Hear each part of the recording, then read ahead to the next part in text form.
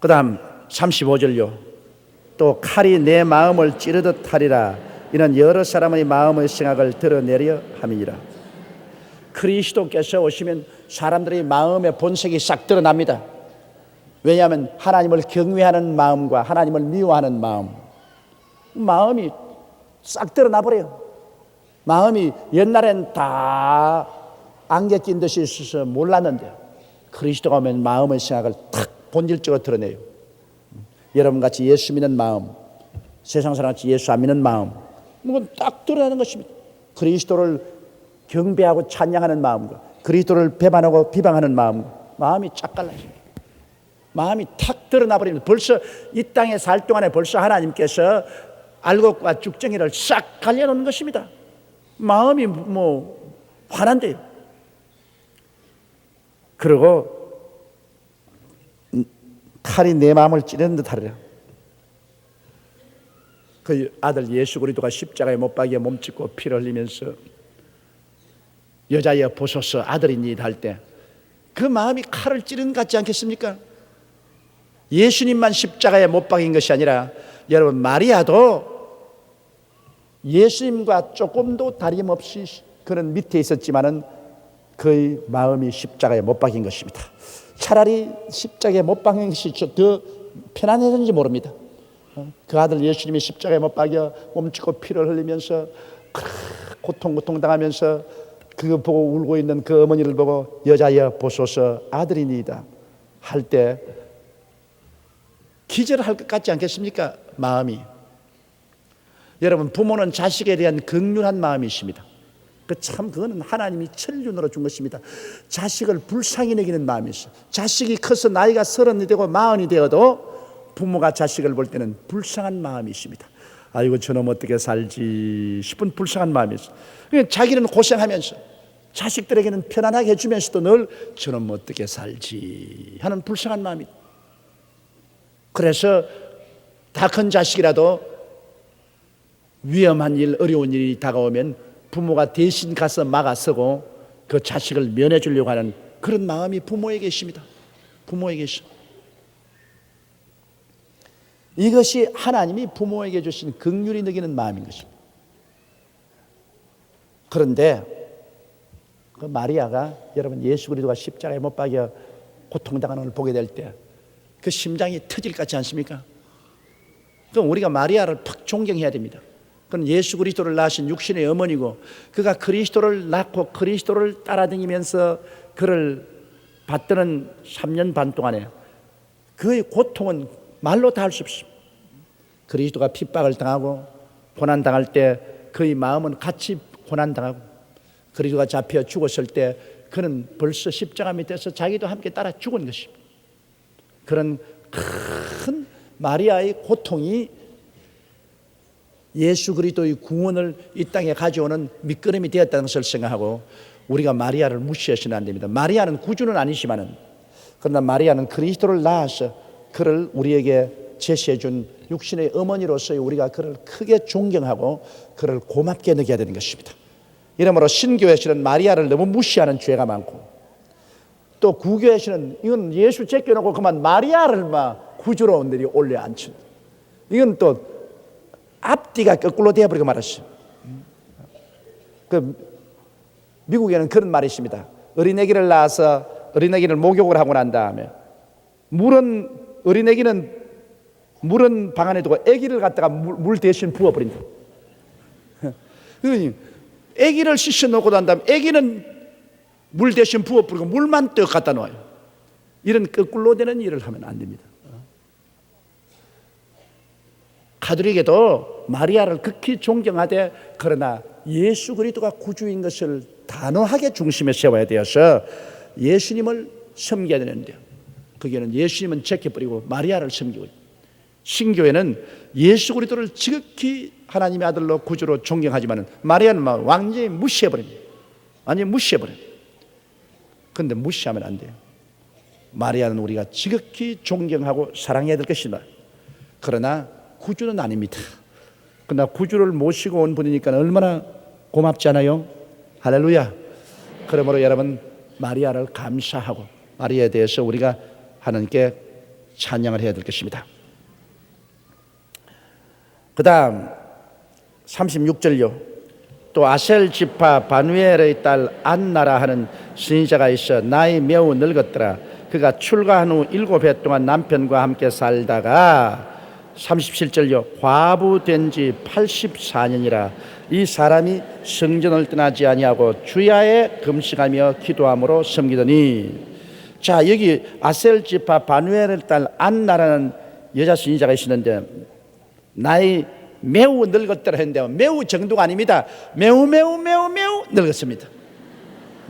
그건 왜냐 하면 우리 한번 계산해 봅시다. 그가 출가한 후 7해 동안 남편과 살았다. 그 출가한 데만 일찌감치 출가했다고 합시다. 일찍이. 아무리 일찍이 출가해도 한 17살쯤 됐지 않겠습니까? 그렇죠? 그럼 17살에 출가했다고 말하십니다. 그러면 남편하고 7년 살았으니까 그러면 27이 14 하니까 24살에 과부됐다고 합시다. 24살에 과부돼 가지고서 84년을 있었으니까 그러니까 얼마입니까? 108살이요. 108살. 그러니까 이 할머니는 어마어마하게 나이를 많이 잡수신 분이에요. 108살이. 그런데 84년 동안 그는 성전을 떠나지 아니하고 성전에서 늘 살아. 그냥 의지할 데 없으니까 성전에서 살고 기도로서 살고. 그러니까 성령이 충만하고 선지자가 안 될 수가 없는 것입니다. 야, 참 오래오래서 108살이 되어도 정정해서 성전에 와 있습니다. 그래서 이 사람이 성전을 떠나지 아니하고 주야에 금식하며 기도함으로 성이더라. 금식하며 기도하면서 하나님을 섬기니까 건강하죠. 왜냐하면 여러분 기도하는 사람은 마음이 언제나 맑고 밝고 환함으로 그 마음의 스트레스에서 늘 해방되어 있기 때문에 몸이 건강할 수가 있는 것입니다. 남자가 여자보다 빨리 죽는 이유는 남자들은 세상 활동에서 너무 스트레스를 많이 받습니다. 이 사람이 스트레스를 받는 것이 그 육체가 파괴되는 근본 원인이 됩니다. 거기다가 남자는 생활전선에 나가서 여러 가지 생존 경쟁에 스트레스를 받을 뿐 아니라 거기에 보태어서 술을 또 먹어 술독이 되지, 담배를 피워 꿀뚝이 되지. 그렇게 되니까 뭐 그 몸이 감당할 수가 없어요. 술은 뭐 여러 가지 심장병, 고혈압, 뭐 여러 가지 간병, 장병을 가져오죠. 그리고 담배 피우니까 그게 담배로 말미암아 해독은 너무너무 큽니다. 담배는 폐암을 가져오죠, 위병을 가져오죠, 심장병 가져오죠, 간장병 가져오죠.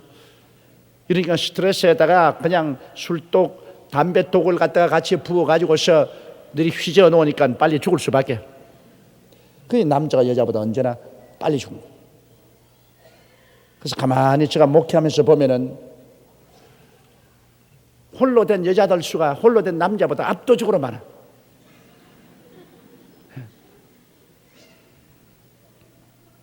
그래야 이 남자들을 여러분께서 불쌍hin에게서 서비스를 잘 해주세요. 빨리 갈 테니까.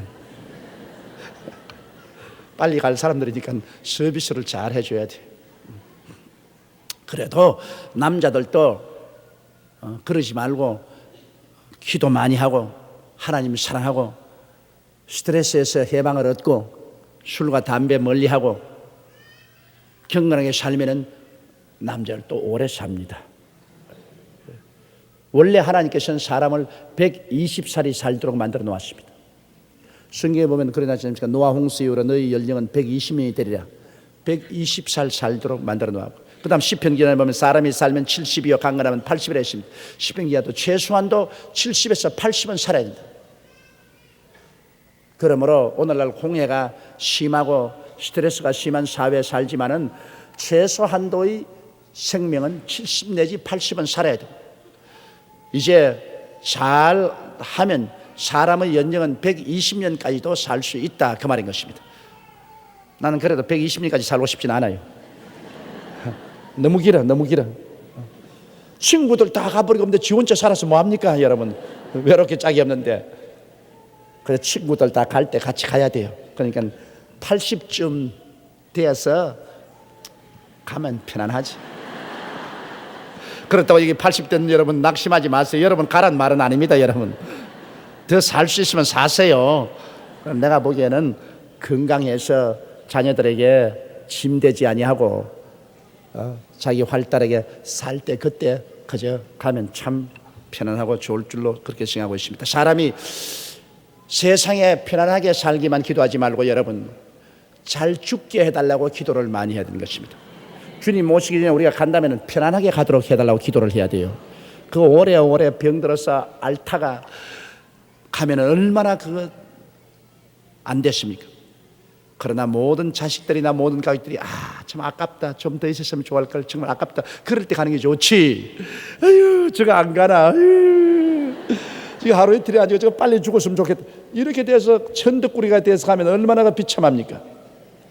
나는 그 점에서 우리 취하실 목사님 늘 마음속에 내가 흠모하고 공경됩니다.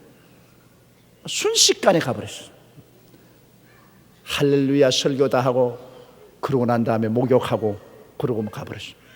뭐 아파서 들어 누운 적도 없고 앓은 적도 없고 건강한 몸으로 그날 점심 식사 잘하고 그러고 목욕탕에 가서 목욕하고 그러고 빠이빠이 그곳에 가버리셨어요.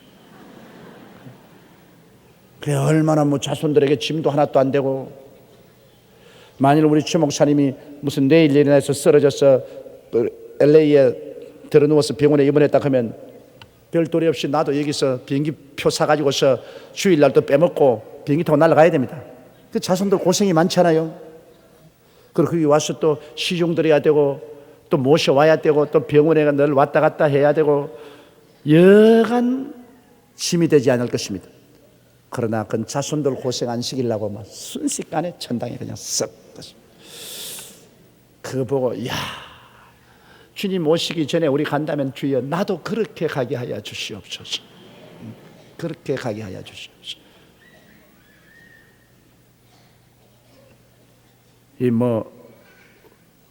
아직 내 마음은 20살인데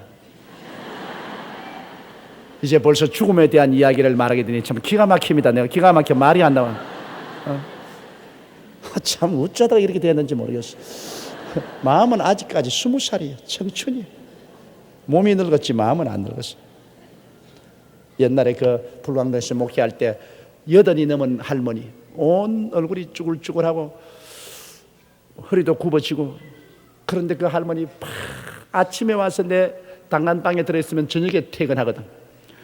그 딸이 고등학교 여선생이고 잘 살았는데 그 잘 사는 집에 있지 않고 우리 집에 오면, 왜냐하면 나는 복음을 전가하니까 그때는 사람이 너무너무 없어가지고서 그 할머니 오더라도 막 식사 대접을 하거든. 아유 할머니 오십니까? 그거 등을 두들겨주고 모시고 하니까 집에 가니 뭐 딸이나 손주들이 어떻게 말이나 걸어주나.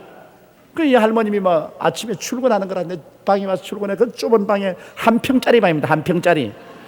그게 할머니와 앉아있으면 내가 다시 운신을 할 수가 없어. 그래 나 딱 와서 나 왔어 그러면서 그러면 그 먹을 것도 없는데 아무렇게나 밀가루 반죽해서 먹는 내 밥 그걸 또 나눠 먹어야 돼. 또 나눠 먹어. 내가 할머니 나 옷 좀 갈아입어야 되겠는지 하면 내 돌아 앉아 있을게. 그러면 또 거기에서 또 옷 다 갈아입어. 그렇게 지나다가 세월이 한 1년쯤 지나니까 그 할머님이 그냥 굉장히 나를 제일 처음에는 손주같이 좋아하다가 나중에는 애인같이 좋아했어 나를. 그 하루는 날 보고서 저 전도사 왜요 할머니? 나 늙고 얼굴 쭈글쭈글하다고 보기 싫지. 왜 보기 싫어요? 할머니 다 천당 백성인데. 나 말이야 몸은 이렇게 늙고 쭈글쭈글해도 그러면 손을 이렇게 깍지었어. 마음은 약생이야.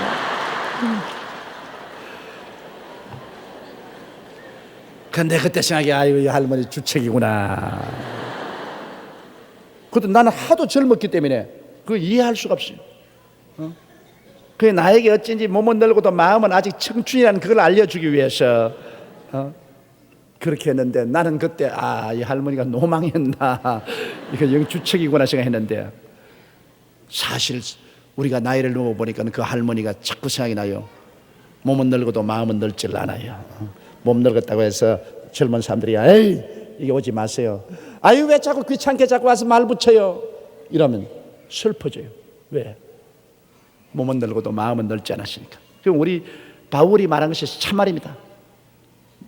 그 사람은 후패하나 속은 날로 새롭도다. 할렐루야. 속은 새로워져. 그 사람이 후패하지 속은 날로 새로워져. 그것이 바로 우리 영혼은 늙지 않는다는 증명인 것입니다. 이거 뭐 할머니 이야기 나오다가 온갖 이야기 다 했네. 38절요. 마침 이때 나 와서 하나님께 감사하고 예루살렘의 구속됨을 바라는 모든 사람에게 이 아기에 대하여 말하니라. 자, 이 할머니도 꼭 성령님의 인도를 받아서 그때 딱 와서 예수 그리스도를 만나보고 난 다음에 예루살렘이 구속되고 하나님의 구원의 손길이 만 것을 거기에는 모든 사람에게 말을 했다. 야, 이 아기가 바로 구주가 된다고 그냥 사람들에게 이야기를 했어. 39절요. 주의 율법을 쫓아 모든 일을 피하고 갈릴리로 돌아가 본 동네 나사렛에 이르니라.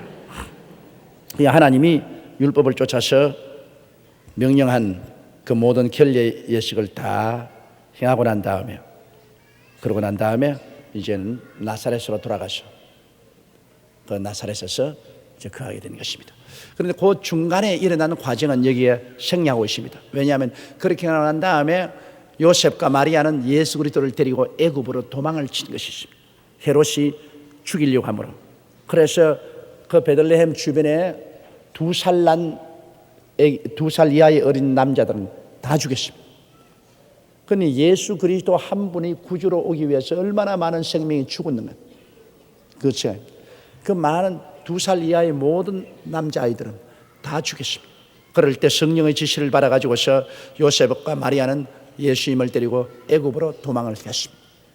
애굽에서 있다가 그 다음에 헤롯이 죽었다는 소식을 듣고 그 다음에 나사렛에 돌아온 것입니다. 그 사이의 그 스토리는 여기에서는 빼놓았습니다. 그 다음 40절요. 아기가 자라며 강하여지고 지혜가 충족하며 하나님의 은혜가 그 위에 있더라. 원래 뭐 예수 그리스도 하나님이시다. 하나님이 사람이 된 거로. 그 속사람 하나님의 신성은 조금도 변하지 않습니다.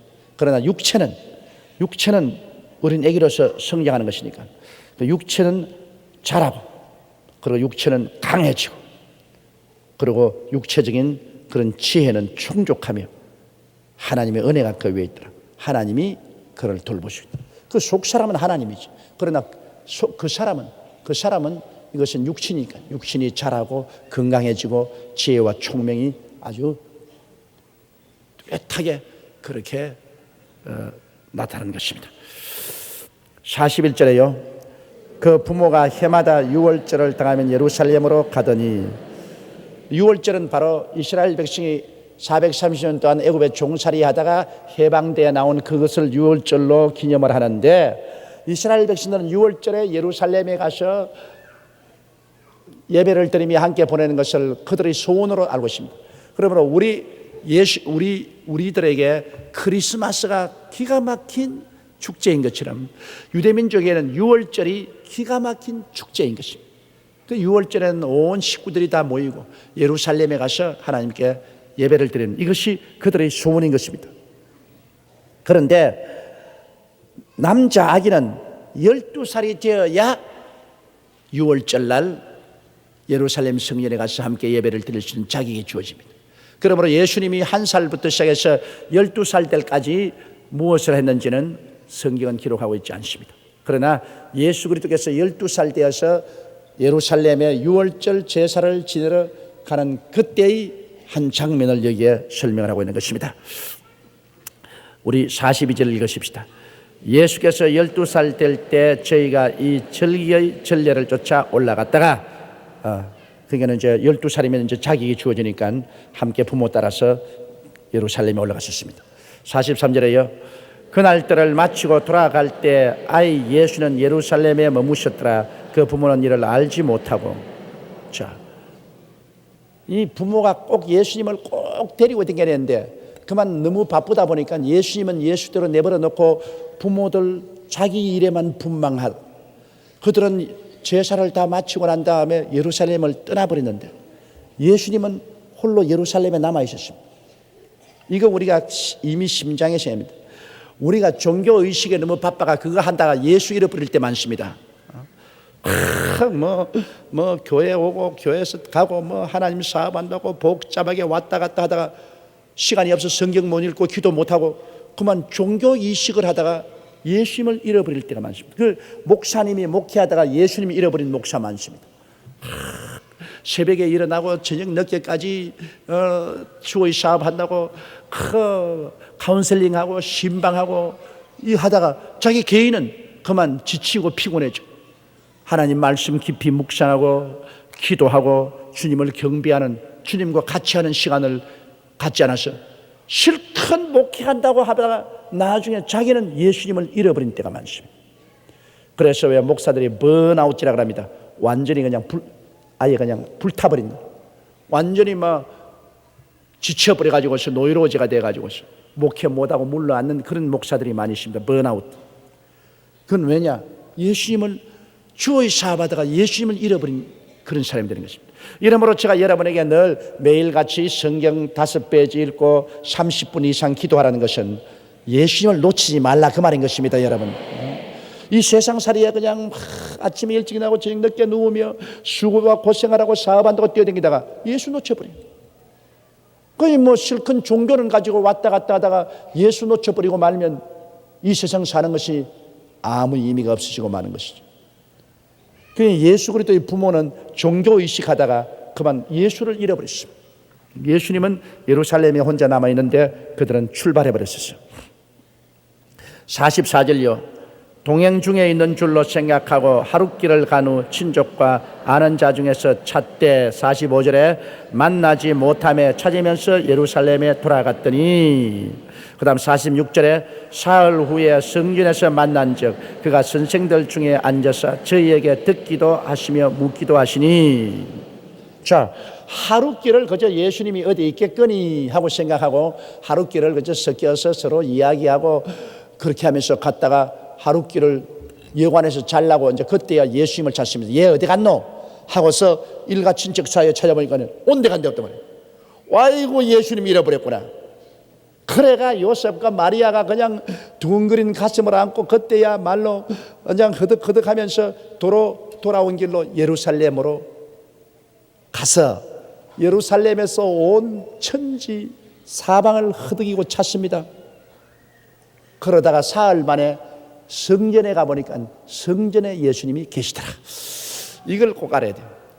오늘날도 여러분 예수님이 잃어버리면 사람들이 예수님 찾겠다고 그냥 가정재단으로 뛰어가고 산기도원으로 뛰어가고 허둥지둥 하는데 예수님을 찾으러 어디 오냐? 성전으로 와야 되는 것입니다.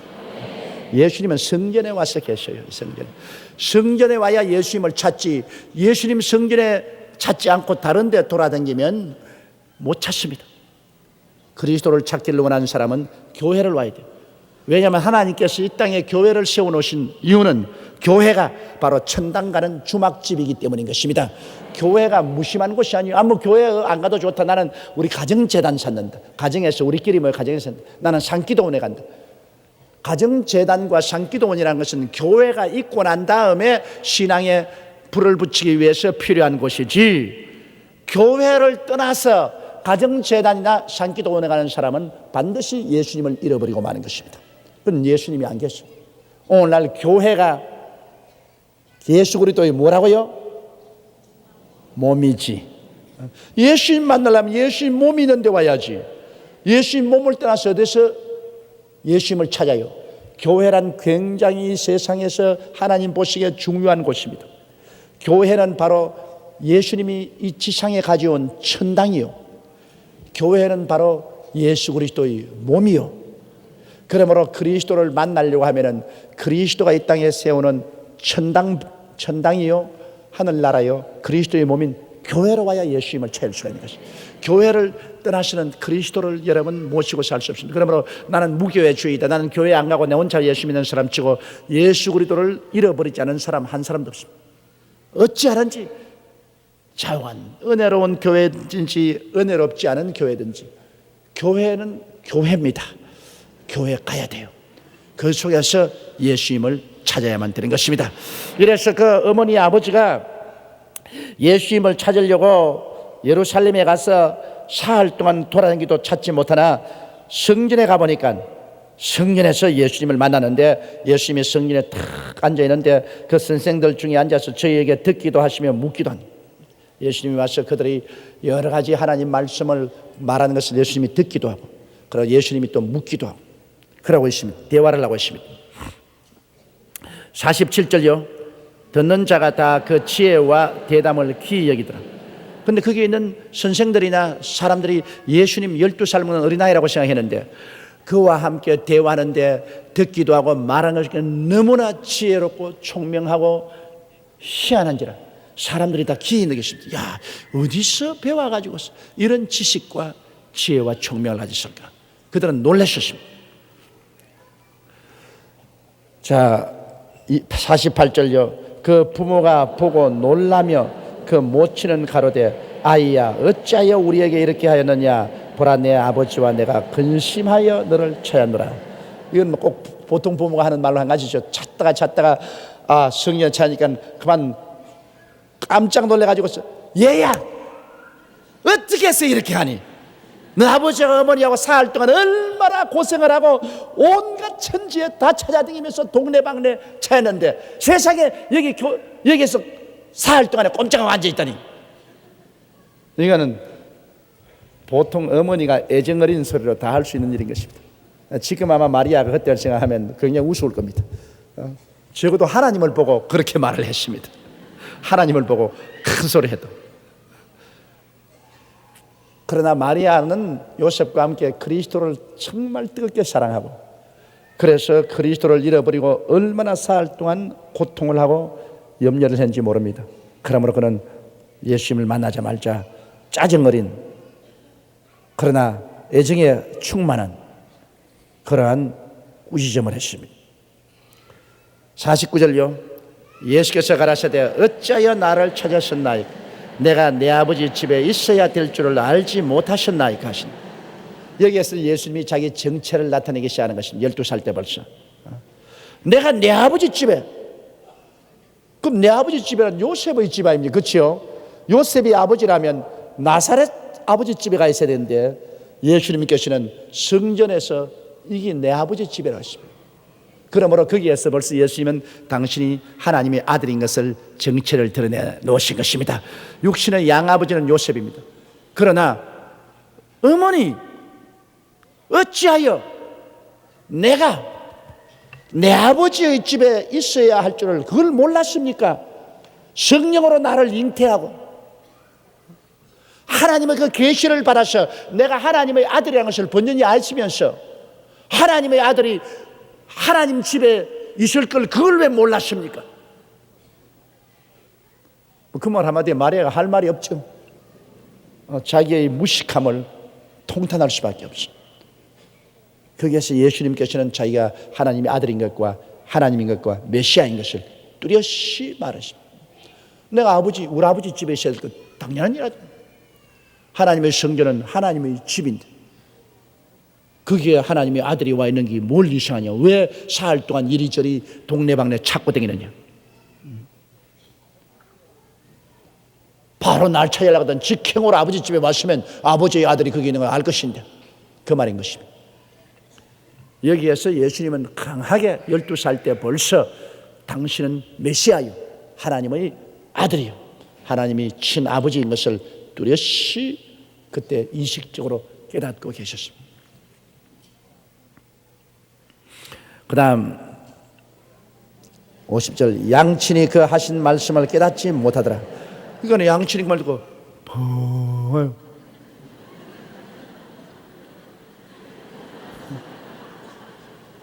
그러니 사람이란 것은 성령의 계시를 받지 못하면 진리를 말해도 무슨 말인지 알아들지 못해요. 여러분 예수님이 너무 뚜렷이 말했지 않습니까? 내 아버지 집에 내가 있어야 될 줄 아시나이니까 아버지 집이라 무슨 또 아버지가 또 하나 있나? 이상하다. 요셉이 잘못하면 오해할 분 아니십니까?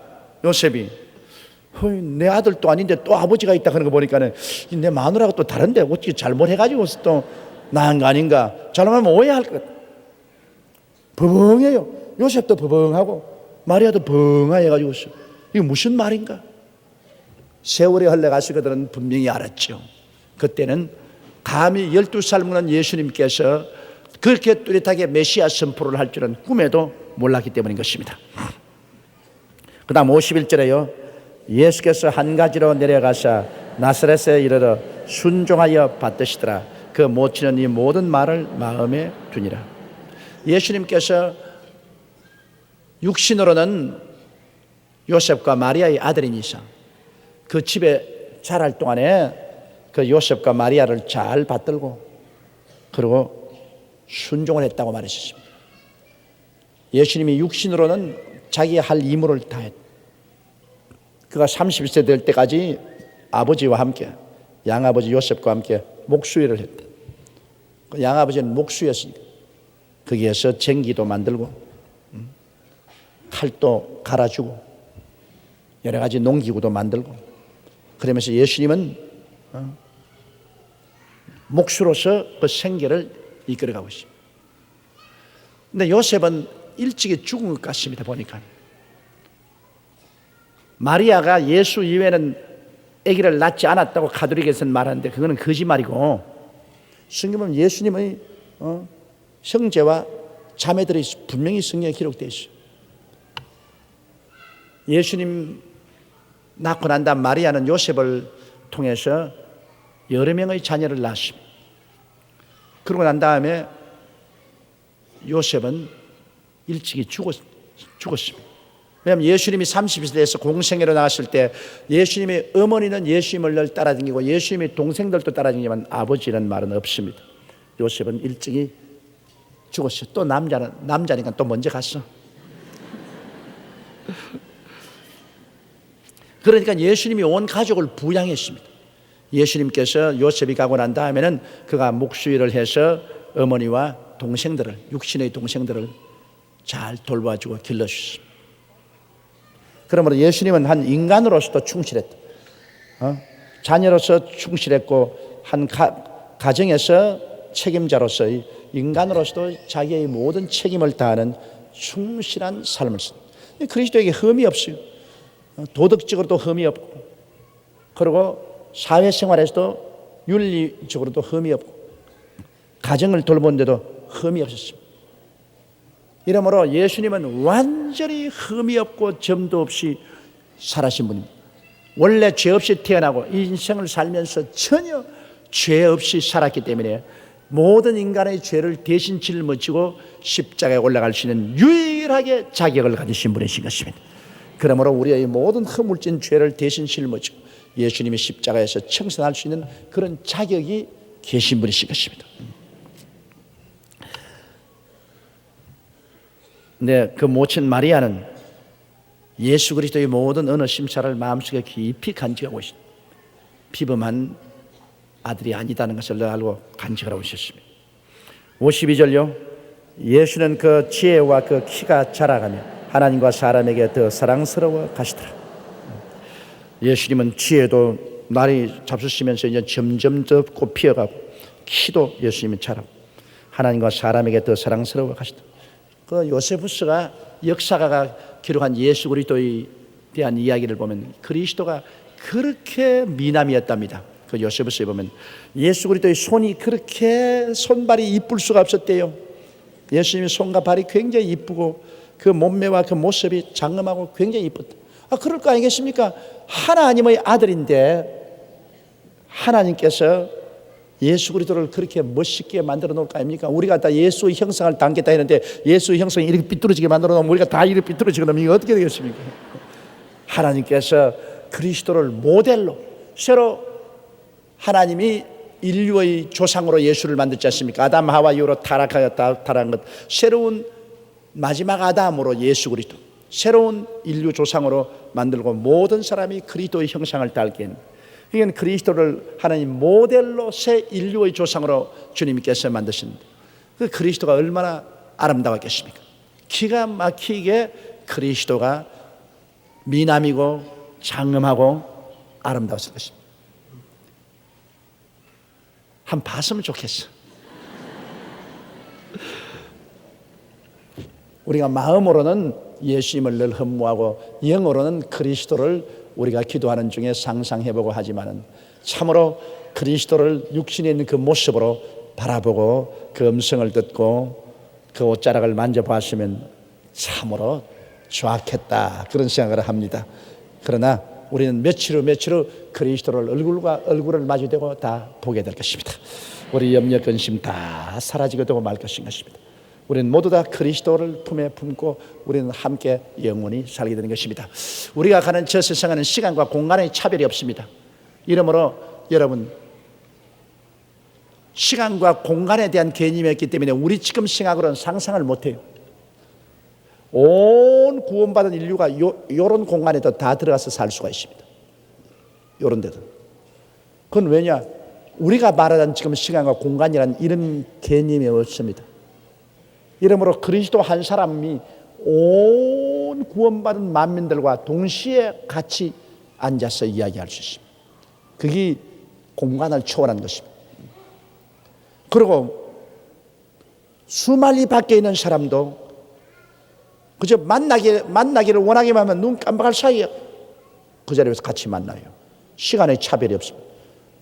그러니까 뭐 시간의 차별이 없으니 언제나 순식간에 만나고 싶으면 그대로 만나고, 공간의 차별이 없으니까 혼자 한 사람만 일대일 만나는 게 아니라 한꺼번에 수만 명, 수천만 명을 순식간에 한꺼번에 다 만나서 이야기할 수 있고. 그러니 앞으로 우리가 들어가서 사는 세상은 이 3차원의 세계로서는 도저히 생각할 수 없는 이 영혼의 차원의 세계에 들어가기 때문에 너무너무 기가 막힌 곳에 들어가는 것입니다. 그러므로 지금은 아직까지 번데기 속에 있는 굼벵이같이 꿈틀꿈틀하지만은 나비가 돼서 한번 날라보십시오. 여러분, 굼벵이처럼 기어다니다가 공중에 나는 것하고 얼마나 차이가 있습니까? 굼벵이는 나비의 꿈을 꿀 수도 없어요. 우리는 지금 굼벵이 같아요. 이제 부활해서 나비가 되면은 얼마나 좋을 것이라는 것은 지금 우리가 상상을 할 도리가 없습니다. 생각해도 생각이 미치지 못해요. 그런 좋은 세계를 우리 눈앞에 들고 우리가 살아가고 있는 것이니까 여러분, 신앙을 굳세게 부여잡으십시오. 촌시라도 신앙을 놓지 마십시오. 우리 주 예수께서 이 세계를 우리에게 주시기 위해서 그는 이 땅에 찾아오셔서 갓난신고를 다 겪으시고 고난당하셨습니다. 그 대가로 우리는 값없이 믿음으로 이런 천국에 들어가게 되었으니 감사하지 아니할 수 없습니다.